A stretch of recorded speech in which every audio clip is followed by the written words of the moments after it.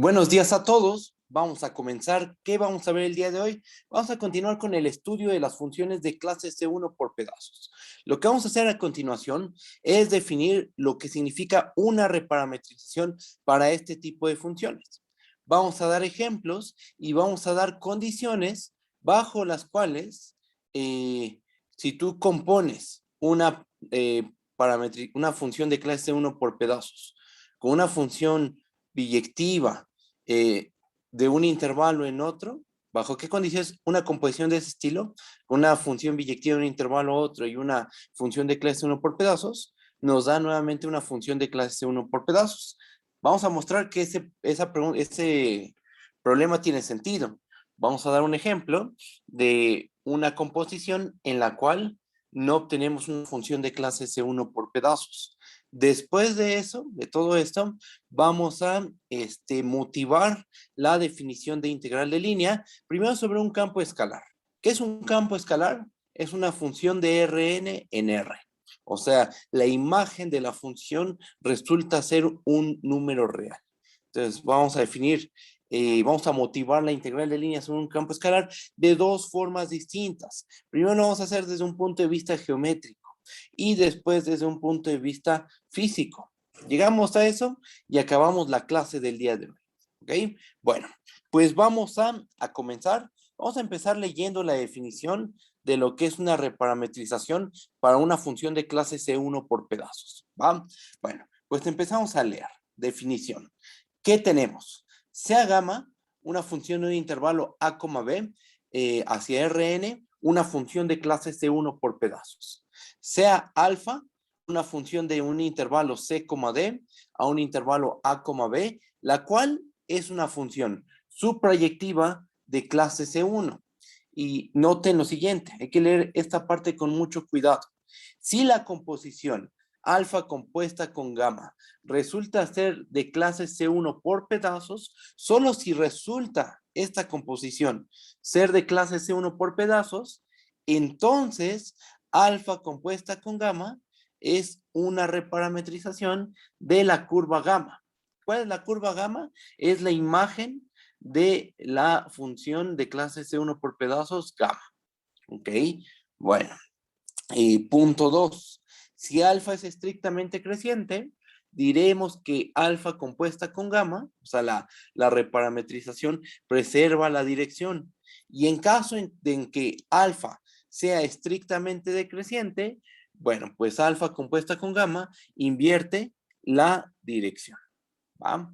Entonces aquí tenemos nuestra definición de lo que es una reparametrización y subrayé porque esto es válido siempre y cuando la composición de alfa con gamma resulte ser una función de clase C1 por pedazos, cosa que no tiene por qué suceder en general.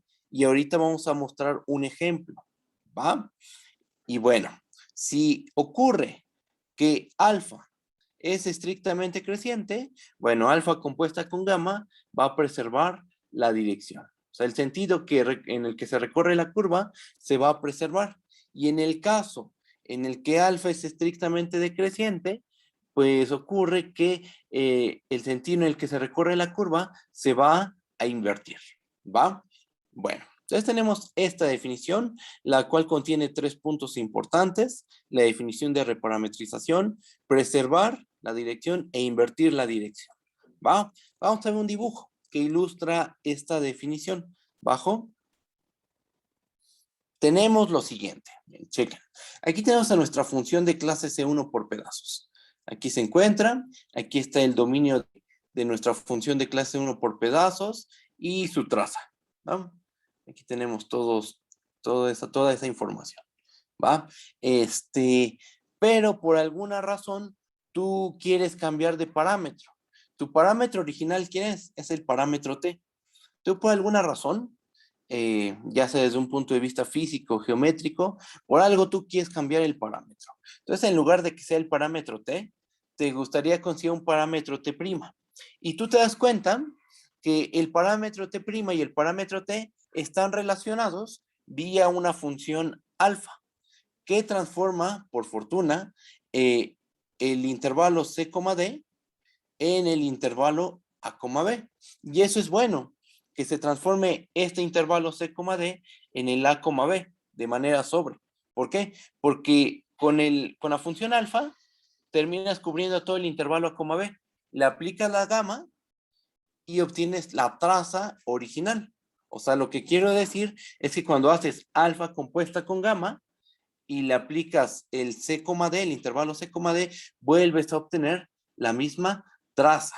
Pero lo que estás haciendo es cambiar de parámetro. Ahora, en lugar de que tu parámetro sea el parámetro T, el parámetro original, ahora estás trabajando con un parámetro T'. Eso por alguna razón es necesario, ¿no? Podríamos dar ejemplos físicos, geométricos, etcétera, de por qué a veces conviene cambiar de parámetro.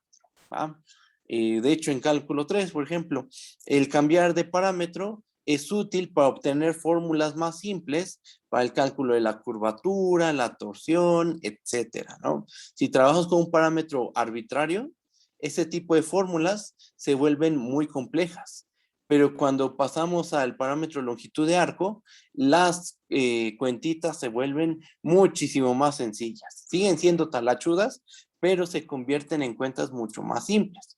Y eso es por poner un ejemplo geométrico, ¿no? Pero existen otras razones por las cuales uno tiene que cambiar de parámetro, ¿va?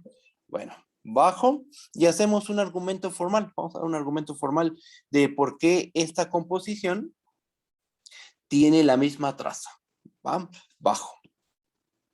Y aquí está, es un argumento muy, muy sencillo. La alfa, nosotros ¿qué sabemos? Es una función de clase C1 y su proyectiva. Aquí lo importante es que es supra. Déjenme, le cambio los intervalos que los puse mal. Ahí está. Ya quedaron, ¿no? Los había puesto invertidos. Bueno, la alfa va del intervalo C, D al intervalo A, B. Esta función es su proyectiva. Entonces, nota lo siguiente. Alfa compuesta con gamma. Tú le aplicas al intervalo cerrado C, D. Tú le aplicas alfa compuesta con gamma y esto es lo mismo que aplicarle al intervalo cerrado C, D. Primero, alfa con alfa y después aplicarle gamma. Pero tú sabes que la alfa es su proyectiva. Entonces, todo el intervalo C, D se termina transformando en el intervalo A, B. Y al final, entonces, terminamos teniendo la imagen del intervalo cerrado A, B bajo la función gamma, que esta termina siendo la traza original. ¿Estamos de acuerdo? Y entonces, ¿qué pasó? Pues que la reparametrización termina cubriendo toda la traza original, ¿va? Entonces, el pedazo de curva que se forma con nuestra función de clase C1 por pedazos gamma sigue siendo la misma, el mismo cacho, ¿va? Bueno, vamos a ver un ejemplo de una reparametrización, que es algo muy simple, muy sencillo, pero aún así pues vale la pena hacer un ejemplito, ¿no? Esto igual podríamos pensarlo como parte de un curso de cálculo 3, pero creo que sí vale la pena recordar un poquito, ¿ah? Un ejemplo muy, muy simple. Vamos a tomarnos una circunferencia, ¿ok?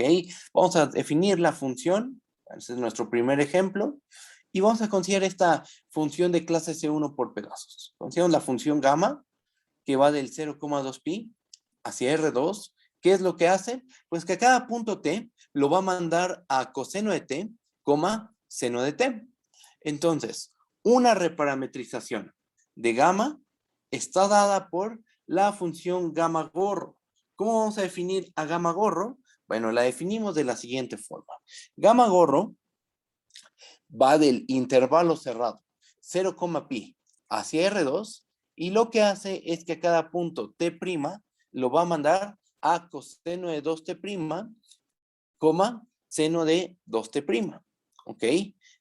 Nota lo siguiente, de principio no sabemos por qué esto es una reparametrización.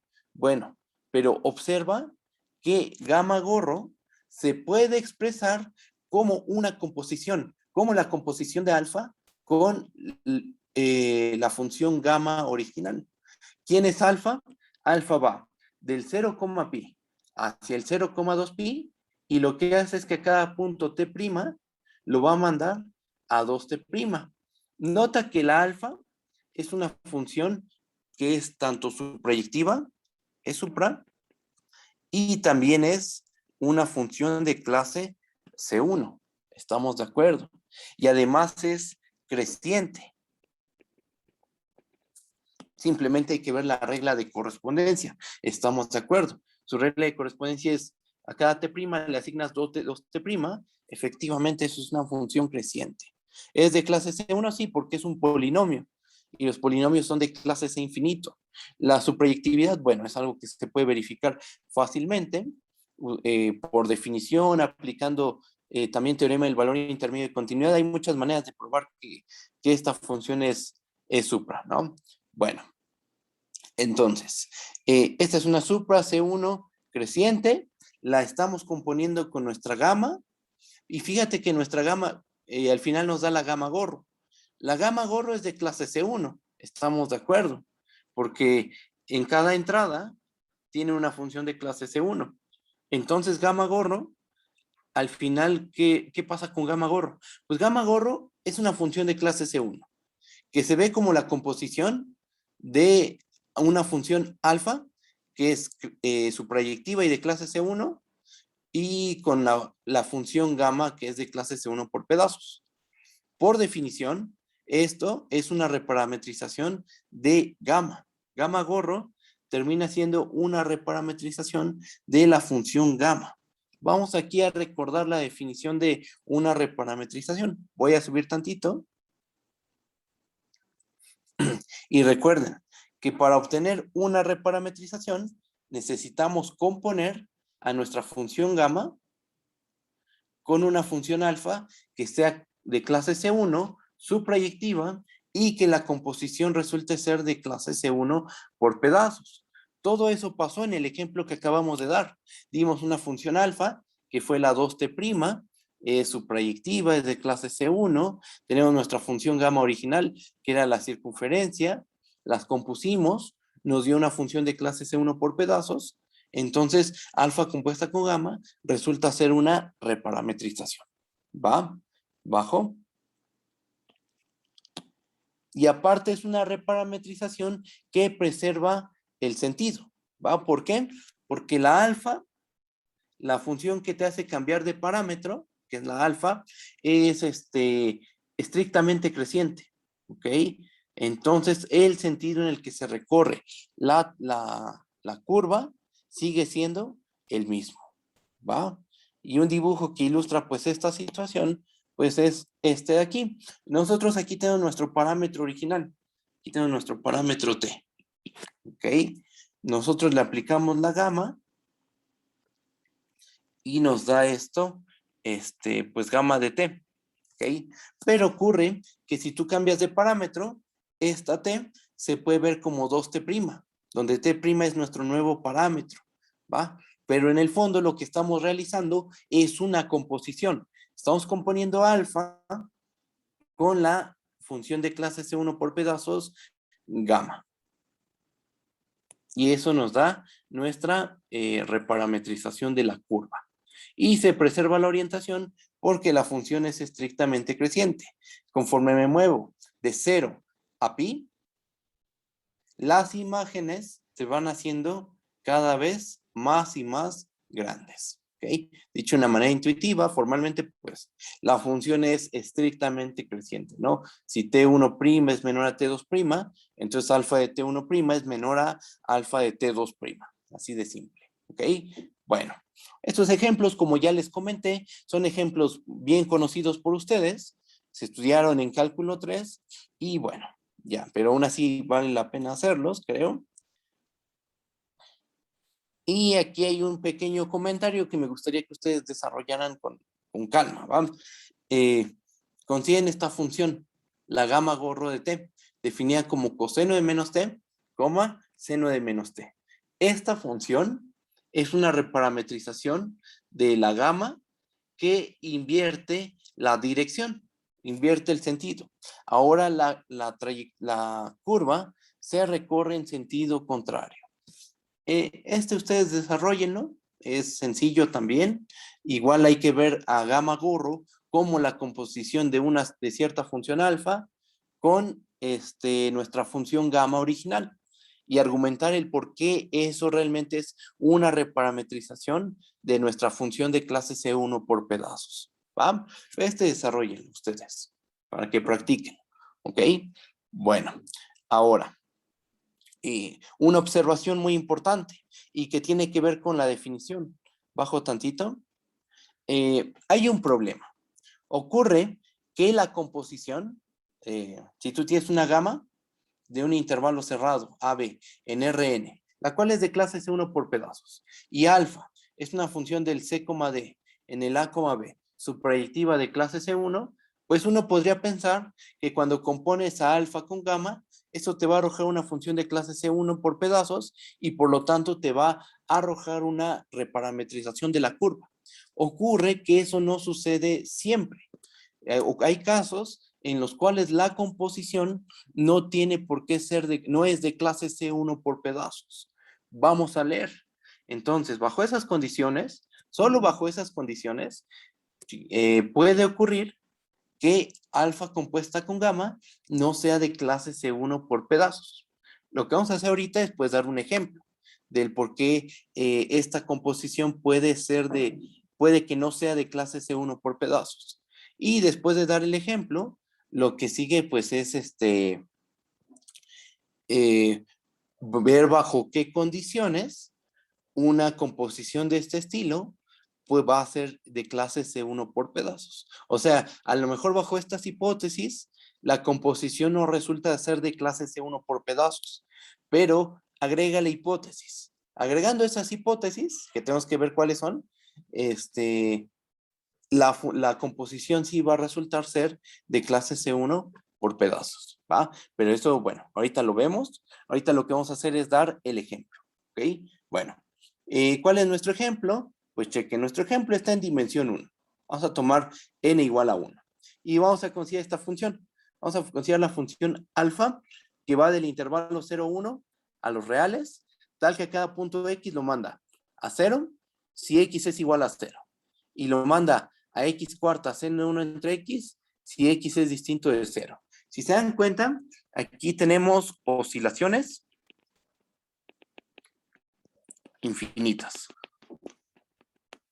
Y por ahí está la clave, en que haya oscilaciones infinitas, ¿va? Y por otra parte, vamos a considerar la función gamma, la cual va de la imagen de alfa, la cual tiene que ser un intervalo cerrado, ¿verdad? Porque como la alfa va del intervalo cerrado 0,1 hacia los reales, recuerden que una continua de un compacto, definida en un compacto, su imagen es un compacto. O sea, este conjunto debe ser un compacto, pero entonces estamos de acuerdo que entonces es cerrado y acotado, pero también el intervalo 0,1 es un conexo, ¿verdad? Entonces su imagen tiene que ser un conexo.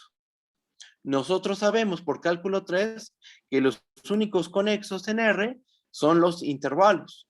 Entonces, la imagen de alfa tiene que ser un intervalo compacto, o sea, la imagen de alfa debe ser un intervalo cerrado. ¿Va? Bueno, entonces este es un intervalo cerrado y va hacia los reales. ¿Y qué es lo que hace la función? Pues que cada punto X lo manda a valor absoluto de X. ¿Ok? Ahora, nota lo siguiente. Nota que tenemos, ¿qué pasa cuando hacemos la composición? ¿Qué pasa cuando hacemos alfa compuesta con gamma? Alfa compuesta con gamma nos da X cuarta, seno de pi entre X, en el caso en que X es distinto de 0. Y 0 si X es igual a 0. Estamos de acuerdo que cuando componemos a alfa con gamma, obtenemos esta regla de correspondencia. Otra cosa más, ¿estamos de acuerdo que la gamma es una función de clase C1 por pedazos?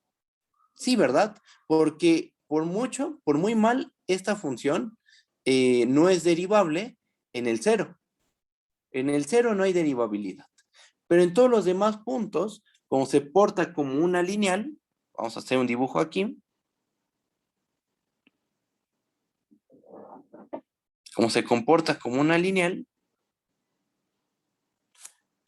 pues va a ser derivable de todo, va a tener derivada de todos los órdenes. El problema radica solo en cero, pero pues justamente eso es lo que cumple una función de clase C1 por pedazos. Solo hay una cantidad finita de puntos en los cuales la función no es derivable. ¿Ok? Bueno, entonces, esta gamma es una función de clase C1 por pedazos. La alfa es una función de clase C1, efectivamente, y es su proyectiva sobre su imagen. Si aquí la restringimos, si restringimos su codominio a la imagen, entonces es de clase C1 y también es su proyectiva. ¿Ok? Bueno, entonces estamos en las condiciones de acá arriba. Tenemos una función gamma que es de clase C1 por pedazos, la alfa es una subproyectiva de clase C1 y la composición aquí la tenemos calculada. Pero nota que la composición es imposible que sea de clase C1 por pedazos. ¿Por qué? Porque hay una infinidad de puntos. Voy a bajar tantito. Hay una infinidad de puntos donde no hay derivabilidad. ¿Ok? Bueno, bajo tantito, bajamos y vamos a ver este diagrama. Aquí tenemos la gráfica de la función gamma, que es el valor absoluto, ¿no? Simplemente. Después aquí tenemos la gráfica de la alfa, que es la x cuarta seno de 1 entre x, la cual tiene una infinidad de oscilaciones, y cuando componemos esas dos funciones, se nos forma esta oscilación infinita que aparece abajo. Pero el problema aquí es que en los puntos donde se anula la x cuarta seno de 1 entre x, en esos puntos, cuando realizamos la composición, se nos hacen picos. Aquí se hace un pico, otro pico, y sabemos que cuando se generan picos, entonces la función deja de ser derivable. ¿Cuántos picos tenemos? Pues tantos como puntos donde se anula la función x cuarta seno de 1 entre x, que son una infinidad de puntos. Entonces, esta composición tiene una infinidad de puntos donde no hay derivabilidad y por lo tanto no puede ser una función de clase C1 por pedazos. ¿Va? Bueno, y aquí se acaba el ejemplo. ¿Esto qué muestra? Pues esto muestra que si tú tienes una función de clase C1 por pedazos y una alfa, su proyectiva de clase C1, la composición no tiene por qué resultar de clase C1 por pedazos. Puede ocurrir que no sea de clase C1 por pedazos, también puede ocurrir que sí. Y entonces la pregunta que surge de manera natural es, pues, ¿bajo qué condiciones esta composición sí resulta ser una función de clase C1 por pedazos? ¿Va? Bajo.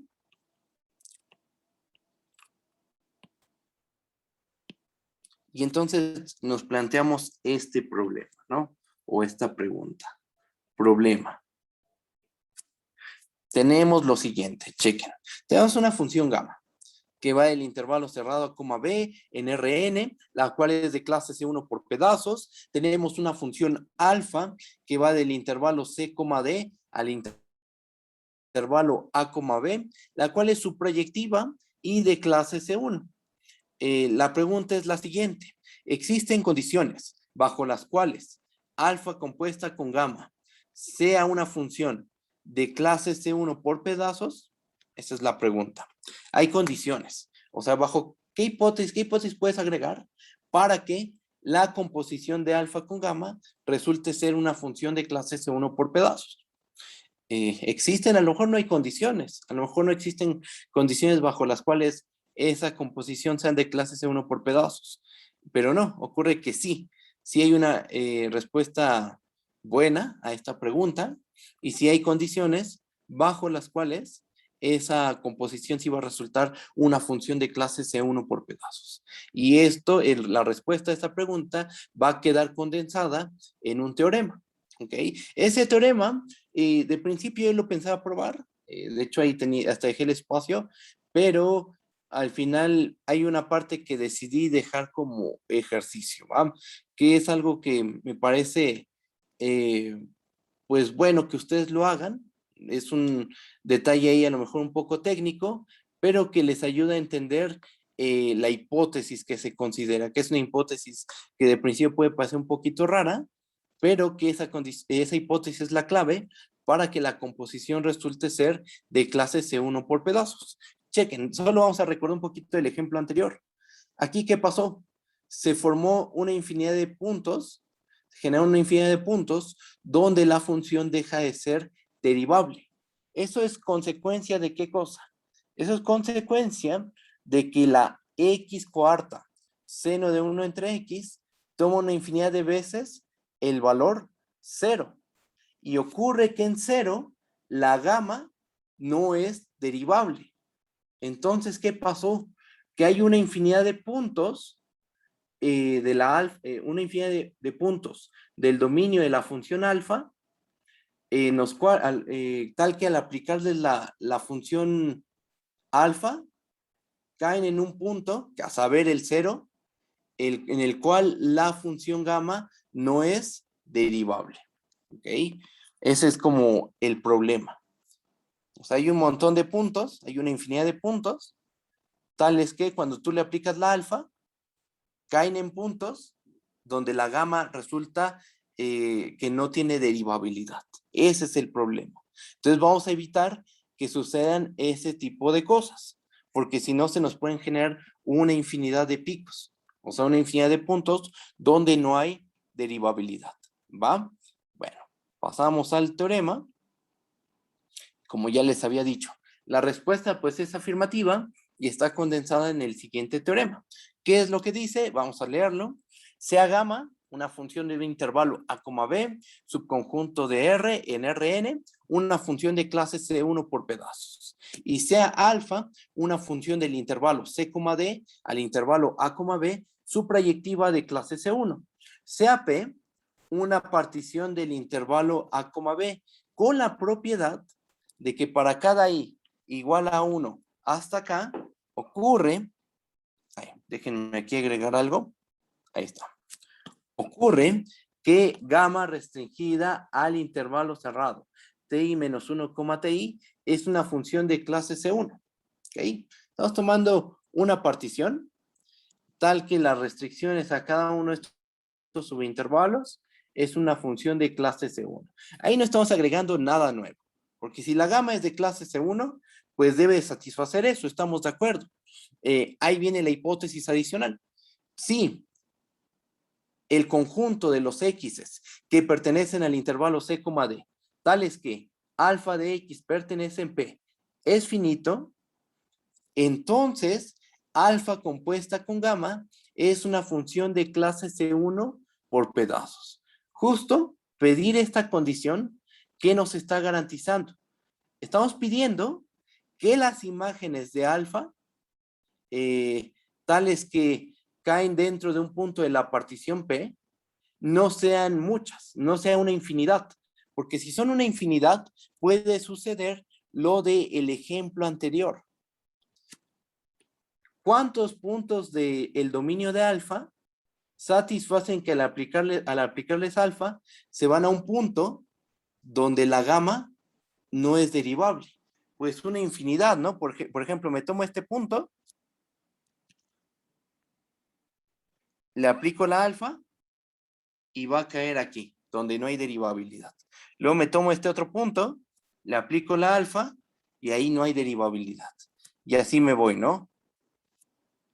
Y hay una infinidad de puntos con esa propiedad. Entonces, evitemos eso, que haya una infinidad que se vayan a un punto donde no hay derivabilidad. ¿Cómo? Pues pidiendo que este conjunto, el conjunto de x en el intervalo C, D, tales que alfa de x cae en un punto de la partición P, este conjunto resulte ser finito. Recuerden que los puntos de la partición P son los únicos puntos donde posiblemente la función gamma no es derivable. ¿Ok? Bueno, en particular, aquí tenemos un caso particular muy, muy importante.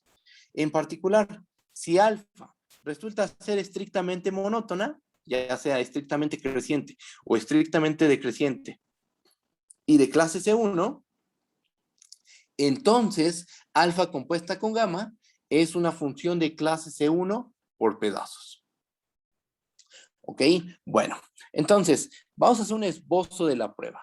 Casi está completada, pero hay algo que yo quiero que ustedes prueben. Justo el momento en el que se ocupa esta hipótesis. El hecho de que este conjunto sea finito, ¿cómo garantiza que la composición nos da una de clase C1 por pedazos? Chequen. Vamos a hacer parte de la prueba. Ahí va. ¿Qué sabemos nosotros? Bueno, por hipótesis, nosotros sabemos que la gamma resulta ser una función de clase C1 por pedazos, ¿va? Entonces, existe P, una partición de intervalo A, B, tal que para cada I igual a 1 hasta acá, gamma restringida a TI menos 1, TI, esa función es una función de clase C1, ¿ok? Eso por la definición de gamma, ¿no? Porque gamma es una función de clase C1 por pedazos. Y además, ¿qué tenemos? Que el conjunto de x's en el intervalo cerrado C, D, tal que alfa de x pertenece a P, este conjunto resulta ser finito. ¿Ok? Bueno, vamos a suponer que el conjunto de x's en el intervalo C, D, tal que alfa de x pertenece en P, pues es un conjunto finito, estamos de acuerdo. Entonces, podemos enumerar a sus elementos. Podemos meterlos en una bolsa y pensar que tenemos al punto x1, después al punto x2, el x3, hasta el xl-1, ¿no? Con la condición de que x1 menor a x2 menos a x3 menor a xl-1, ¿ok? O sea, los enumeramos del más chiquito al más grande, ¿va? Y tenemos una cantidad finita porque esa es nuestra hipótesis, ¿va? Bueno, vamos a suponer este caso. Vamos a suponer que C es menor a x1 y que xl-1 es menor a AD, ¿ok? Los demás casos pues son similares. ¿Cuáles son los demás casos? Aquí estoy suponiendo que C no pertenece a este conjunto, ¿ok? Estamos pensando que C no pertenece a este conjunto y tampoco D, porque estamos suponiendo que C es más chiquito que, que X1, y X1 es el elemento más pequeño en el conjunto de X en el C, D, tal que alfa de X pertenece en P. Y lo mismo pasa con el punto D. Estoy suponiendo que D es más grande que XL-1, el cual se supone es el punto más grande en este conjunto. Entonces, estoy pensando en este caso que C no está en este conjunto y tampoco el punto D se encuentra en este conjunto. ¿Ok? Bueno, los otros casos pues sería que C esté en el conjunto o que D esté en el conjunto, que los dos estén en el conjunto o uno esté y el otro no. Esos serían los otros casos, pero se hacen de manera similar, ¿va? Bueno, fíjense, lo que vamos a hacer es lo siguiente. Vamos a llamar X0 que sea C y XL que sea igual a D. Afirmamos que para cada I igual a 1 hasta L, alfa compuesta con gamma restringida al intervalo xy menos 1, xy es una función de clase C1. Esto es justo lo que quiero que ustedes prueben. Esto es justo lo que quiero que ustedes demuestren, ¿no? Que lo que se queda como un ejercicio. Fíjense que la partición que estamos considerando en este caso, la partición Q que estamos considerando es esta. Voy a poner un paréntesis.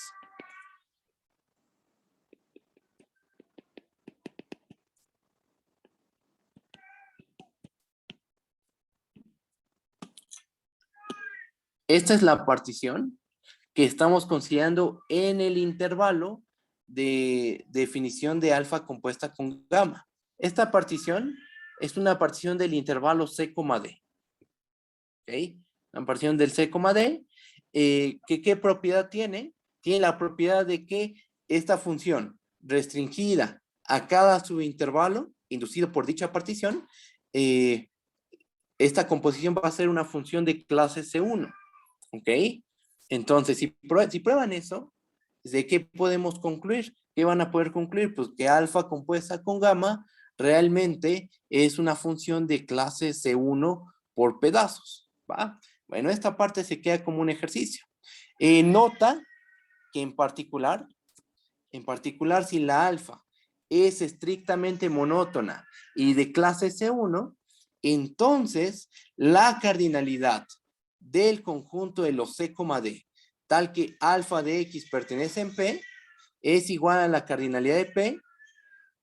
¿Por qué? Porque pues la alfa es biyectiva, ¿estamos de acuerdo? Entonces, hay tantos puntos en este conjunto como puntos en la imagen, que es P, ¿ok? Entonces, eso es consecuencia de que la alfa es biyectiva, ¿ok? ¿Y cómo es P? Pues P es un conjunto finito porque es una partición. Y entonces el conjunto de X es en el C, D, tal que alfa de X pertenece en P, pues resulta ser finito, y por el caso general anterior, pues alfa compuesta con gamma es una función de clase C1 por pedazos. ¿Ok? Bueno, entonces ya tenemos este resultado que es muy importante, pues caracteriza las composiciones que resultan ser de clase C1 por pedazos. Bajo tantito. Ahora, ¿qué es lo que sigue? Ahora, vamos a definir la integral de línea sobre un campo escalar, ¿ok? Para ello, vamos a plantearnos dos problemas. El primer problema está desde un punto de vista geométrico. Vamos a resolver ese problema y va a aparecer cierta fórmula. Esa fórmula realmente va a ser la integral de línea sobre un campo escalar. Definimos la integral de línea y damos después otro problema que motiva a definir la integral de línea sobre un campo escalar. El primer problema que motiva a definir la integral de línea sobre un campo escalar es un problema meramente geométrico. ¿Ok? Bueno, pues vamos a empezar. Vamos a leer. La integral de línea sobre un campo escalar. Primer motivación. Vamos a suponer que tenemos una figura S con base igual a una curva gamma subconjunto de R2. O sea, la base de esta figura es una curva gamma, la cual se queda contenida en R2, que en nuestro dibujo sería esta figura, lo que queda en el piso, ¿no?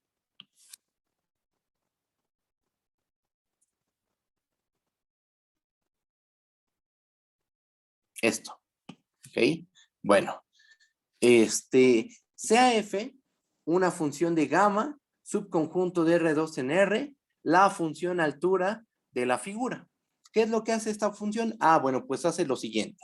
Te paras en un punto de la curva gamma, por ejemplo, para tener este punto P, ¿ok?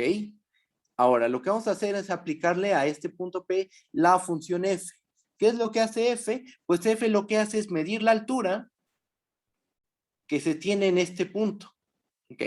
Y eso lo hacemos con cada punto de la curva gamma. Lo hacemos en este punto R, lo hacemos en este punto Q.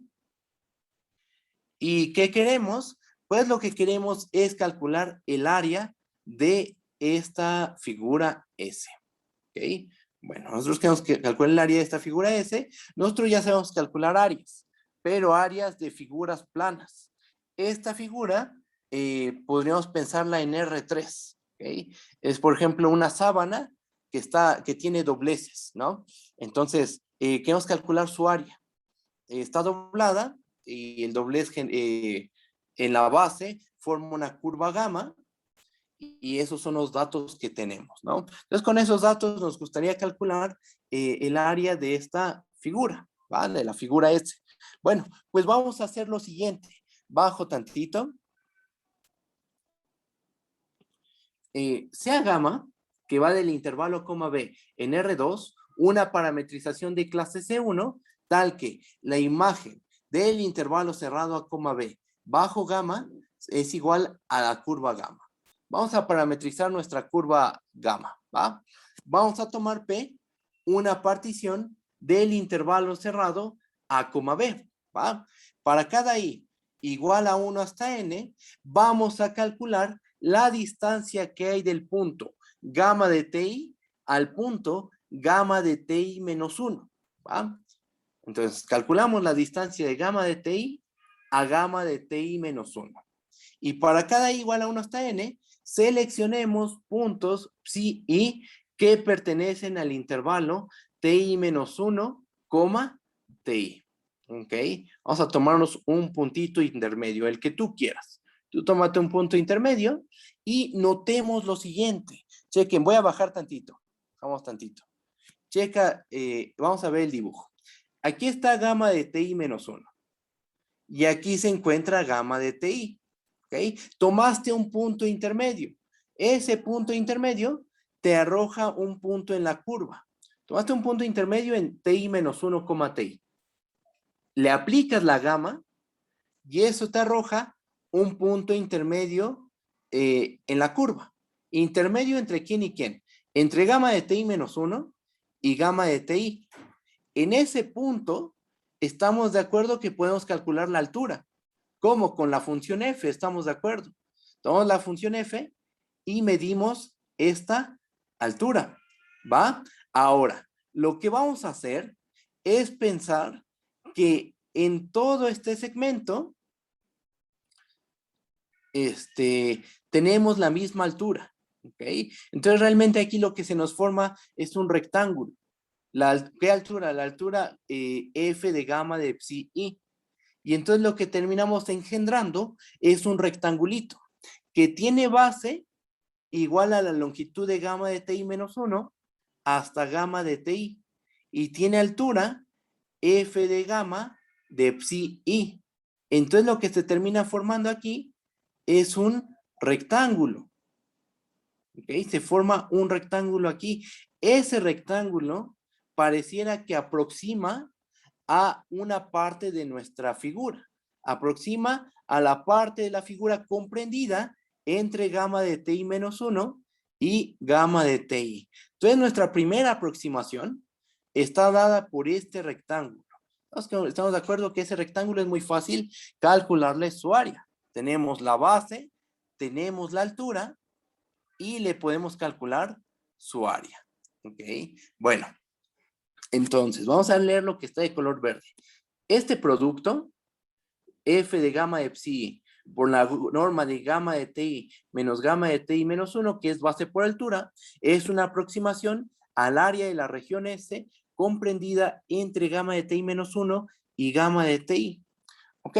Ahora, esto que hicimos en este cacho de la figura, vamos a hacerlo en todos los pedazos posibles, en toda la figura S. O sea, esto lo hicimos para el índice I, para este índice I. Bueno, vamos a hacerlo para cada I igual a 1 hasta N, ¿va? ¿Qué tenemos? Pues que el área de S es aproximadamente la suma desde I igual a 1 hasta N de f de gamma de psi por la norma de gamma de ti menos gamma de ti menos 1.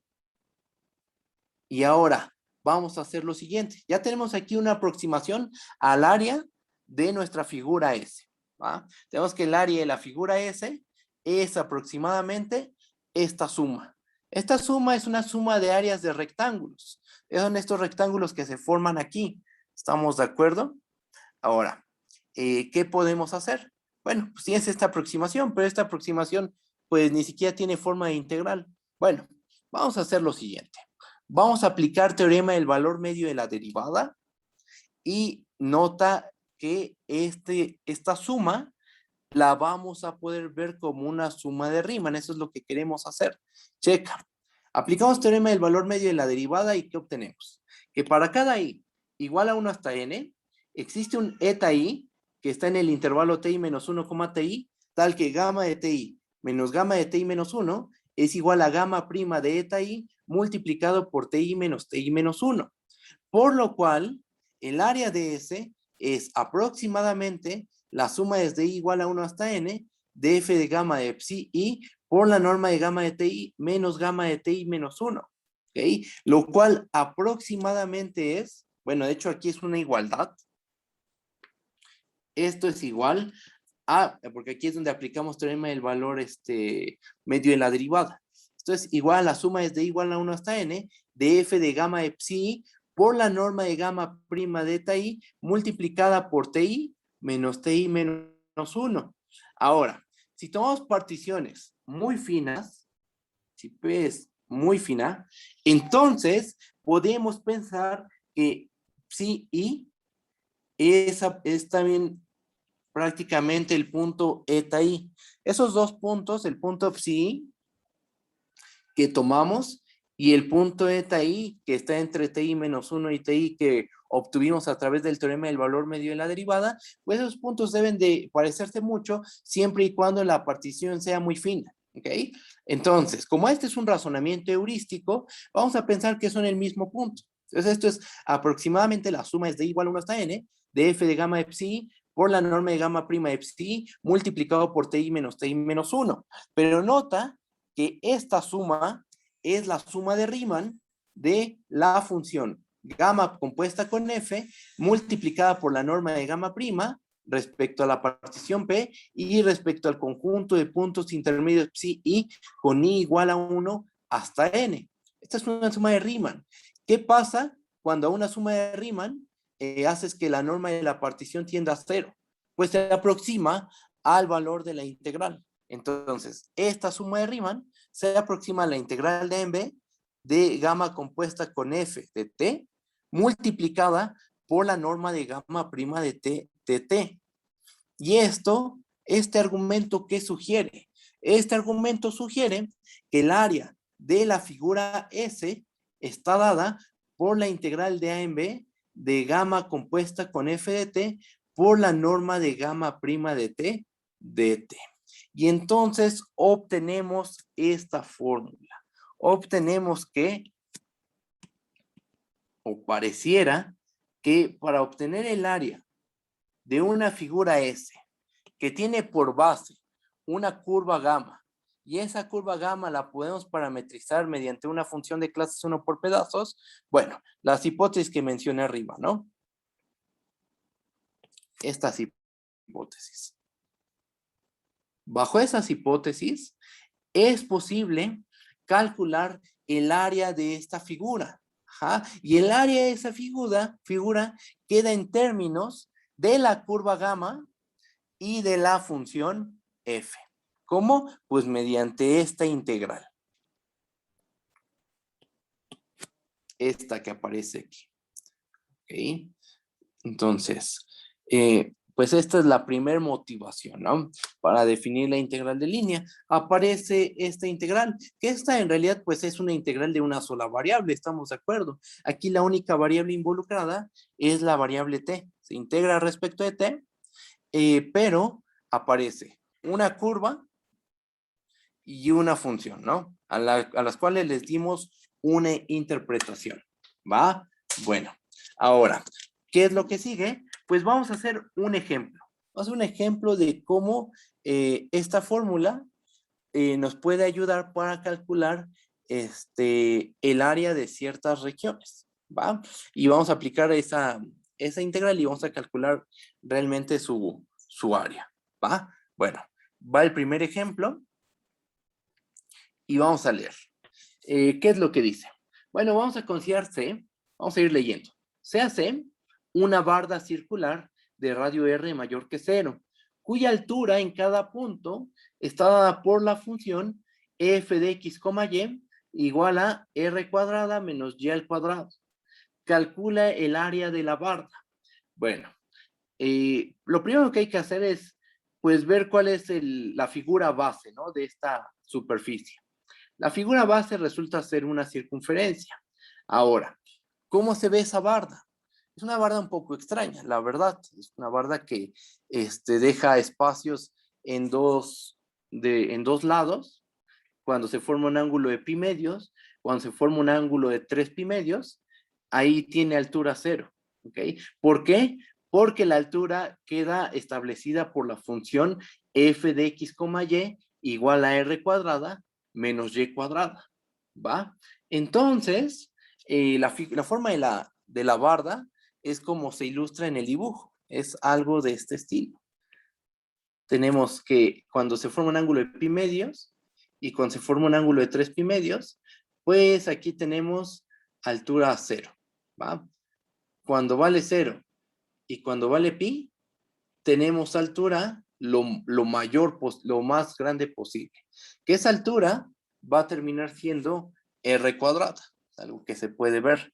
¿Va? Se puede ver que es altura r cuadrada. ¿Va? Y lo que queremos calcular es el área de esa superficie, de esa barda. ¿Cómo le hacemos? Pues vamos a ocupar nuestra fórmula. A ver, tenemos la función altura, que es la función f de x, y igual a r cuadrada menos y cuadrada. Tenemos la curva base. Entonces tenemos todos los datos para aplicar la fórmula que obtuvimos en el argumento anterior. ¿Va? Bajo tantito. Aquí. Ok. Bueno, pues vamos a hacer la cuentita. Realmente ya la cuentita es algo muy sencillo, ¿eh? Ya no es algo complicado. Es simplemente hacer una integral de una sola variable, interpretar bien las cosas, sustituir y después de ahí ya es una integral de cálculo 2. ¿Va? Bueno, empecemos parametrizando la circunferencia base, que es lo que les había comentado. ¿Cómo la podemos parametrizar? Bueno, de esta manera, ¿no? Gamma va a ser nuestra parametrización, va del 0,2 pi a R2, y lo que hace es que a cada punto T lo vamos a mandar a R coseno de T, R seno de T. Nota lo siguiente, nota que gamma prima de T es igual a menos R seno de T, R coseno de T. Y la norma de gamma prima de T es igual a R. ¿Ok? Bueno, es fácil calcular esta derivada, ¿no? Bueno, darse cuenta que la derivada de gamma es justo esta función vectorial y que su norma, pues, es realmente R. Bueno, entonces tenemos esos datos, tenemos la norma de la derivada, tenemos la función altura, y entonces vamos a aplicar nuestra fórmula simplemente. Aplicando la fórmula obtenida arriba, ¿qué tenemos? Tenemos que el área de nuestra figura C es la integral de 0 a 2pi de f de gamma de t por la norma de gamma prima de t. Ajá. Sustituimos. ¿Quién es la f? La f es r cuadrada menos y cuadrada. Y como la estoy componiendo con la gamma de t, entonces aquí me va a quedar seno de t, r seno de t al cuadrado. Justo donde está la y, al cuadrado nos va a quedar r seno de t al cuadrado. Entonces, ¿qué tenemos? Que esto es la integral de 0 a 2pi de r cuadrada menos r seno de t al cuadrado, y todo esto multiplicado por la norma de la derivada de t. La norma de la derivada de t es r. Entonces nos va a quedar esto, ¿va? ¿Qué más? Bueno, pues aquí podemos simplificar considerablemente, porque esto, lo que está en el paréntesis, lo podemos expresar como r cuadrada coseno cuadrado de t. ¿Estamos de acuerdo? Porque r cuadrada seno de t más r cuadrada coseno de t, eso es igual a r cuadrada. ¿Ok? Despejamos a r cuadrada coseno cuadrado de t y nos termina quedando esto de aquí arriba. Bien, entonces estos dos son iguales y nos termina quedando que esta integral es igual a la integral de 0 a 2pi de r cúbica por coseno cuadrado de t de t. ¿Va? Sacamos la r cúbica, es que r cúbica por la integral del 0 de pi de coseno cuadrado de t de t, y integramos al coseno cuadrado. Usamos una fórmula bien conocida por todos nosotros. Esto es r cúbica por la integral de 0 a 2pi de 1 más coseno de 2t entre 2 de t, lo cual termina siendo igual a r cúbica multiplicado por pi. ¿Ok? Y entonces, ¿qué se concluye? Pues que el área de nuestra figura C está dada por r cúbica multiplicada por pi. ¿Va? Entonces, el área de esta figura termina siendo r cúbica multiplicado por pi. ¿Va? Bueno, bajo. Otro ejemplo. ¿Sí? Un ejemplo realmente tampoco tiene, no es complicado, es muy, muy sencillo. pero pues vamos a ilustrar la fórmula que se obtuvo. ¿Ok? Bueno, ejemplo 2.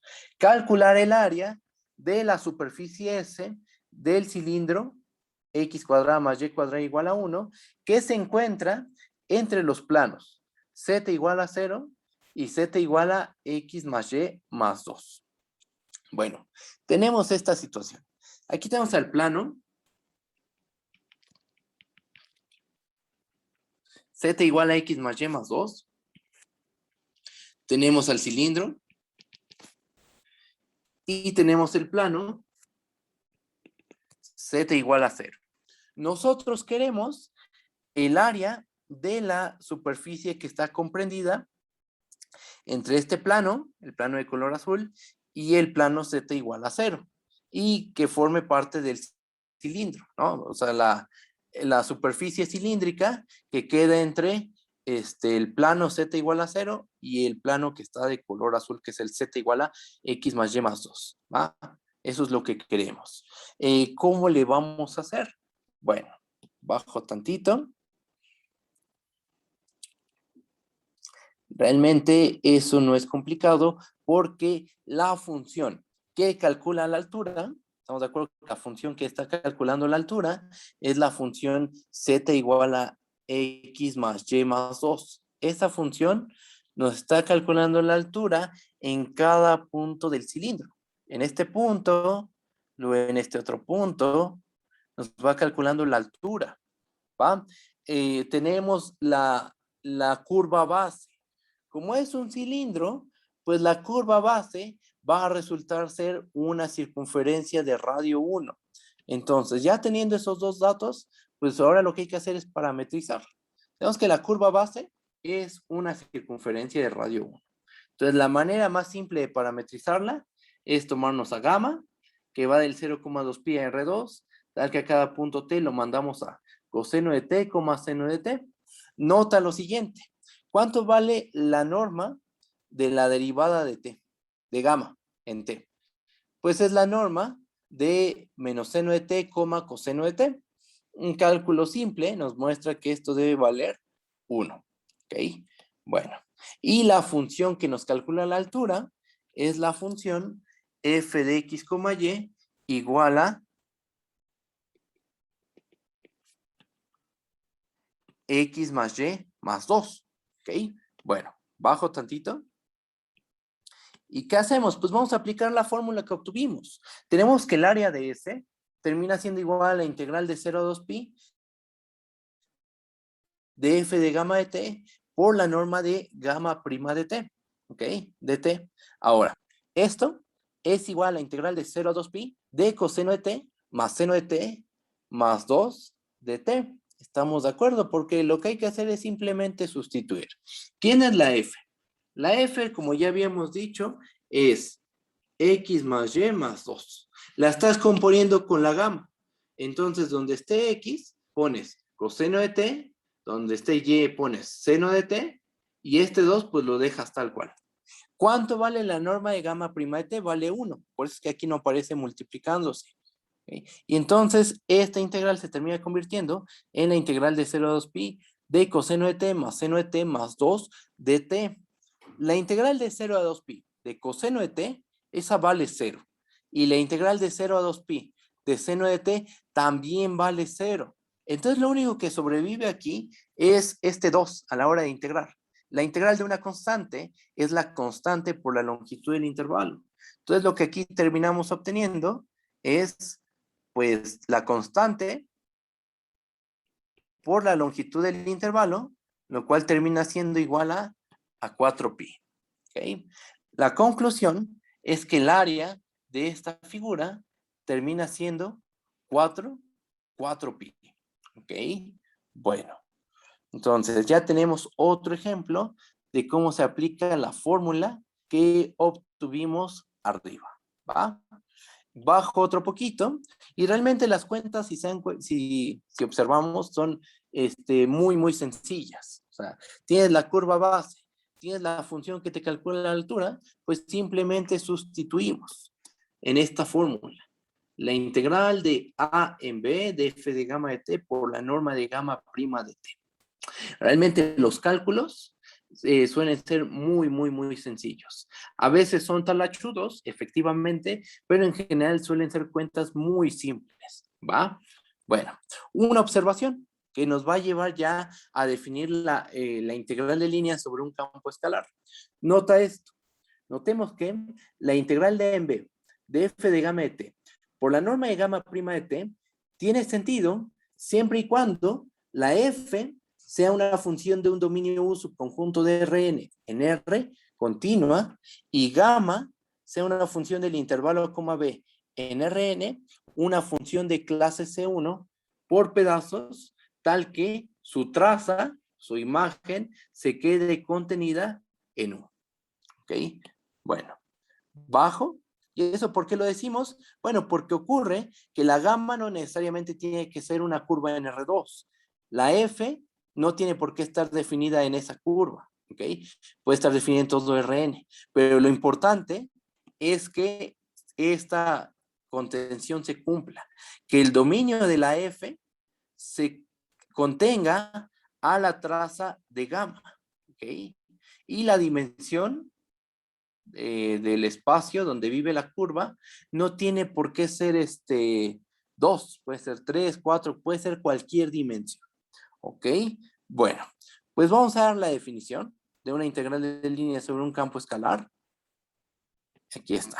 Vamos a dar la definición. Definición. Integral de línea sobre un campo escalar. ¿Qué tenemos? Sea f una función en dominio U, subconjunto de Rn en R continua. Sea gamma una función del intervalo B en Rn, una función de clase C1 por pedazos. Y supongamos que la traza o la imagen de gamma sobre el intervalo B se queda contenido en U. Definimos la integral de f sobre la curva gamma como, y la vamos a denotar de esta forma, la integral de f sobre gamma, esto es notación. ¿Qué significa esta notación? Pues es la integral de la en b de f de gamma de t multiplicada por la norma de gamma prima de t de t. ¿Ok? Bueno. Entonces, esta es la integral de línea sobre un campo escalar. Uno podría decir, ¿y para qué defines esto si termina siendo una integral de una sola variable? Lo que ocurre es que esta integral surge por la interpretación que se le puede dar. Ahorita vimos una interpretación geométrica de esta integral, ¿no? De esta fórmula, que aunque sea una integral de una variable, como hay una curva involucrada y una función en varias variables, pues la interpretación resulta ser distinta a las interpretaciones que ya conocemos, ¿no? Del área, de el cálculo de una probabilidad, etcétera, ¿no? Entonces, efectivamente es una integral de una sola variable, pero es motivada por interpretaciones de cosas que están en varias variables, ¿va? Y bueno, en la parte práctica, a la hora de hacer cuentas, pues realmente lo que sí se va a hacer es una integral de una sola variable. Y eso es bueno porque se supone nosotros sabemos integrar muy bien las funciones en una variable. ¿Okay? De hecho, bueno, ahorita ya sabemos integrar en varias variables. ¿Qué más? Bajo. Y antes de comenzar con el estudio de la integral de línea sobre un campo escalar, en su forma general, o sea, ver la operatividad, por ejemplo, qué pasa cuando pegamos dos curvas, qué pasa cuando reparametrizamos. Antes de ver esas propiedades, vamos a ver otro problema, que ahora va a ser un problema físico, el cual nos va a conducir nuevamente a esta integral.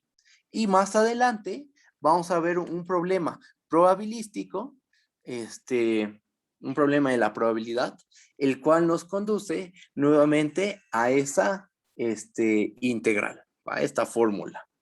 Entonces hay varios problemas que nos terminan conduciendo a esta fórmula, a esta integral.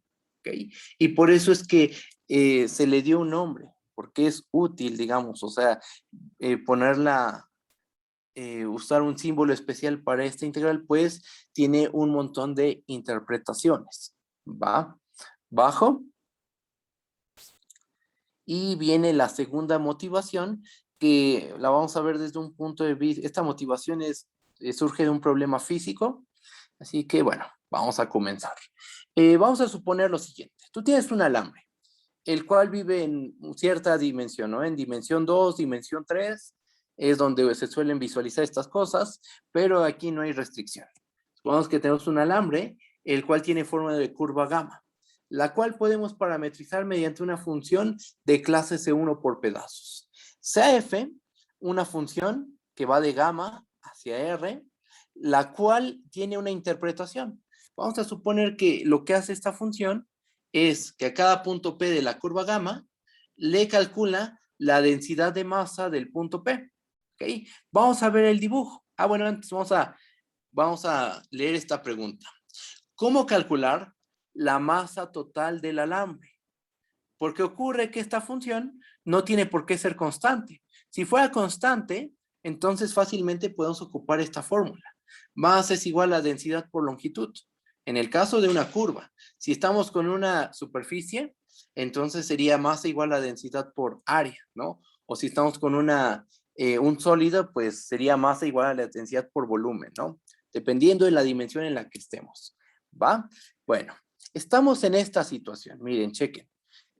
Aquí está nuestra curva gamma, ¿no?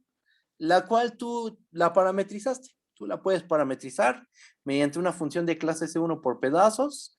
Y entonces tomas un punto T aquí, en el A, B, le aplicas la gamma y eso te arroja un punto en la curva, ¿okay? En nuestra traza. Ahora, a ese punto le puedes calcular su densidad de masa. ¿Cómo? Mediante la función F que tenemos definida arriba. Entonces tomas este punto y esto te arroja un real, que es f de gamma de t, pero le estamos dando una interpretación. F de gamma de t es la densidad de masa, ¿va? Y la pregunta, bueno, pues ocurre que f no tiene por qué ser constante. F, lo único que estamos diciendo es que es una función. Eso sí, vamos a pedirle continuidad. Me agrego aquí la continuidad continua. Y lo que queremos calcular es la densidad de masa del punto, calcular la masa total del alambre. ¿Okay? Bueno, ¿cómo le hacemos? Pues lo vamos a hacer mediante aproximaciones. Nosotros sabemos que si la densidad es constante, entonces podríamos aplicar esta fórmula, ¿va? Entonces el plan es aproximarnos con alambres que supongamos que son que tienen densidad de masa constante, ¿va? Bueno, bajamos y que este alambre que aproxime sea lo más simple posible. El alambre cómo puede ser lo más simple posible? Pues que sea recto, ¿no? Que sea un segmento de recta. Eso es lo más simple que podemos imaginarnos las cosas. Y con ese tipo de figuras, esas hipótesis, vamos a ir aproximando la masa total de nuestro alambre original, ¿va? Bajo y empezamos la cuentita. Recuerden que esto es un razonamiento heurístico que nos lleva a una fórmula que después se termina formalizando, ¿ok? Va, vamos a comenzar. Vamos a empezar dando una partición del intervalo cerrado A, B. Vamos a considerar los subintervalos inducidos por la partición. En cada subintervalo, ti menos 1, ti, lo que vamos a hacer es considerar un punto psi. Aquí está nuestro intervalo ti menos 1, ti, y vamos a tomar un punto psi.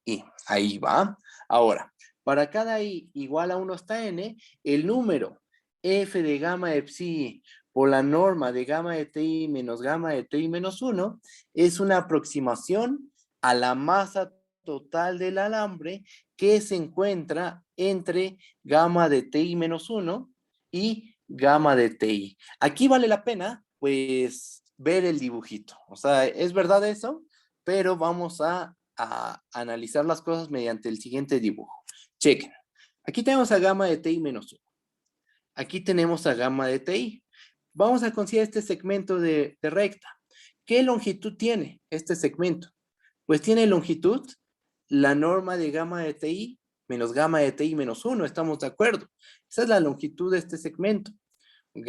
Ahora, vamos a suponer que este segmento es un alambre cuya densidad de masa en cada punto es constante. ¿Cuánto vale esa constante? Esa es la pregunta. Ah, bueno, recuerda que tú tomaste un punto intermedio psi antes. Ajá. Entonces, ese punto intermedio psi nos arroja un punto intermedio gamma de psi. ¿Estamos de acuerdo? En el alambre. ¿Ok? Ahora, a ese punto, tú aplícale tu función f, la cual te calcula la densidad de masa en ese punto. Bueno, ese valor es el que vamos a suponer que es la densidad de masa constante en todo el segmento. ¿Cómo se calcula la masa total del alambre? Pues ya tienes la longitud, ya tienes la densidad de masa del alambre porque es constante. Entonces, entonces la masa total termina siendo F de gamma de psi multiplicado por la norma de gamma de ti menos gamma de ti menos 1.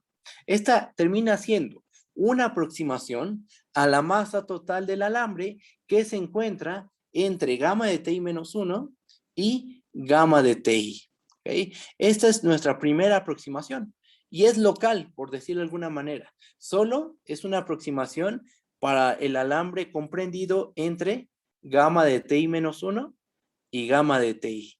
Pero estamos de acuerdo que eso lo podemos hacer para cada i igual a 1 hasta n. Para i igual a 1, i igual a 2, pues tenemos ahí a nuestra disposición una partición, ¿no? Bajo hasta acá. Y como les había dicho, este producto, su interpretación es pues la masa total del alambre, es aproximadamente la masa total del alambre comprendido entre gamma de ti menos 1 y gamma de ti, ¿ok? Bueno, entonces, punto 4, chequen esto.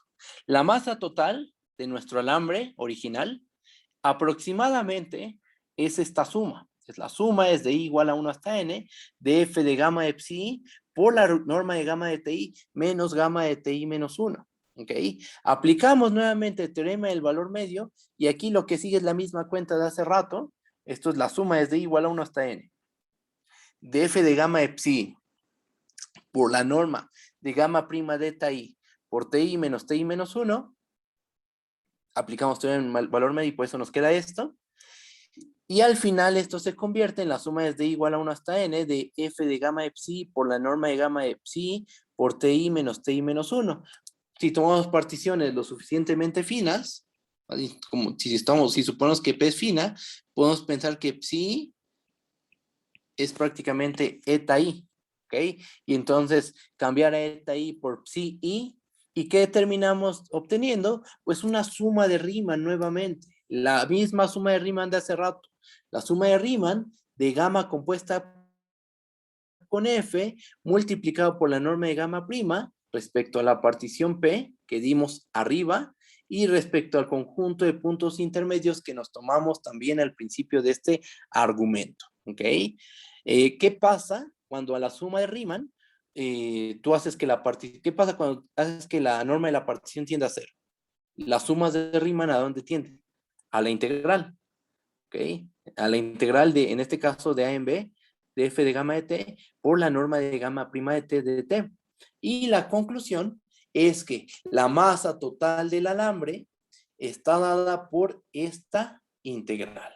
¿Ok? Entonces tenemos esta fórmula. ¿Qué pasó con este problema? Este problema nos conduce nuevamente a esta integral. ¿Va? O sea, este problema también motiva a definir la integral de línea sobre un campo escalar, ¿va? Y por último, entonces ya tenemos otra manera en la que se motiva otra motivación, ¿no? Para definir la integral de línea sobre un campo escalar. ¿Qué es lo que sigue? Pues ahora vamos a dar un ejemplo de cómo se aplica esta fórmula, que como ya les había dicho, cuando ya queda bien planteado el problema, realmente no es complicado ya calcular este tipo de integrales, porque son integrales de una sola variable. Puede ser muy talachudo, eso es posible, pueden ser unas cuentas horribles. Yo aquí los ejemplos que estoy haciendo son relativamente sencillos. Y bueno, pues vamos a hacer el ejemplo. Ejemplo, un alambre tiene la forma de la circunferencia x cuadrada más y cuadrada igual a cuadrada. Y una densidad según la función f de x, y igual a valor absoluto de x más a entre pi. Este es pi, ¿ok? Bueno, calcular la masa del alambre. Pues ya tenemos todos los datos.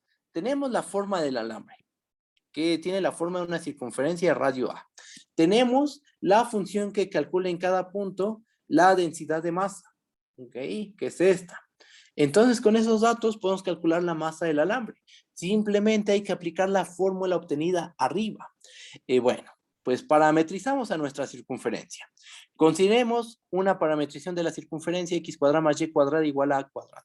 ¿Cuál es? Pues vamos a tomarnos la más simple. Tomamos a gamma como va del 0,2 pi hacia R2, tal que cada t lo manda a coseno de t, a seno de t. Me equivoqué, no es b, es a. Nota lo siguiente, la norma de gamma prima de t, ¿cuánto vale? Vale a, estamos de acuerdo, porque ¿qué es lo que hace gamma? Parametriza una circunferencia. Sus normas, por la manera en que está esto parametrizado, pues van a ser el radio, ¿ok? Bueno, aplicando la fórmula obtenida arriba, tenemos que la masa total del alambre, que es tiene forma de circunferencia, es la integral de 0 a 2 pi de f de gamma de t por la norma de gamma prima de t, ¿ok? Que esto es igual a la integral de 0 a 2 pi de a por valor absoluto de coseno de t más a entre pi. Aquí hay que multiplicado por a. Aquí hay que hacer una cuenta muy simple. ¿Cómo rompemos el valor absoluto? Pues considerando los casos en que coseno es mayor que 0 y coseno es menor que 0. Cuentita que realmente pues, me terminé brincando, pero al final esta integral la podrías dividir en 4 integrales. En la integral de 0 a pi medios, en la integral de pi medios a 3 pi medios, y en la integral de 3 pi medios a 2 pi. Más bien se divide en 3 integrales, ¿ok? En esta, de 0 a pi medios, la función es mayor que 0. De pi medios a 3 pi medios es menor que 0, el coseno.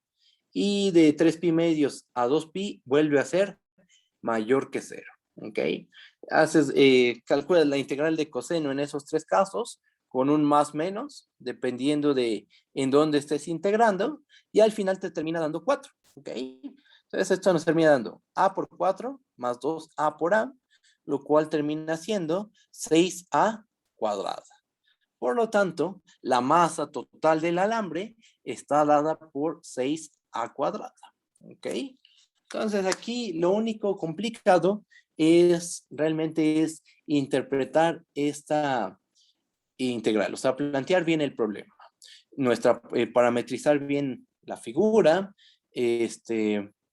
saber cuál es la función que nos calcula la densidad de masa o la altura, dependiendo del problema que estemos resolviendo, etcétera, ¿no? Pero al final, pues se convierte en una integral de una sola variable y esas son cosas que nosotros sabemos hacer muy, muy, muy bien. Ya eso no es complicado para nosotros y bueno, pues ahí está. ¿Qué es lo que sigue? Bueno, aquí ya acabamos la clase. Realmente lo que seguiría es la operatividad con la integral de línea, que es este tipo de operaciones. Estas son muy simples. Todavía aquí no anuncio las más importantes, que es sobre la curva, sobre la curva que se va a integrar. Ahorita tengo digamos, la operatividad canónica sobre la función, ¿no? La integral de f más g, la integral de f más la integral de g, los escalares salen, cosas de ese estilo. Esto lo vamos a ver, al menos vamos a ver de estos 4, veríamos 2, yo creo, o 3. Y además tenemos que ver la operatividad sobre la curva sobre la cual se va a integrar. Ahí tiene más chiste, ¿va? ¿Qué pasa cuando reparametrizas? Después de ver todo eso, pasaríamos a definir la integral de línea sobre un campo vectorial. Ajá. Ahora vamos a integrar sobre una función, vamos a conseguir una función que va de Rn en Rn. Ese tipo de función es la que ahora vamos a integrar otra vez sobre una curva y vamos a motivar la fórmula que corresponda. O sea, la fórmula de la integral de línea sobre un campo vectorial mediante un problema físico, ¿va? Bueno, pues eso lo vamos a hacer en las clases que vienen. Ahorita hasta aquí le dejamos. Nos estamos viendo el lunes. ¿Va que va? Nos vemos. Cuídense mucho. Cualquier duda pues me pueden decir, ya sea de la tarea o de esto. Y estamos en contacto, ¿vale? Bye, bye. Hasta luego.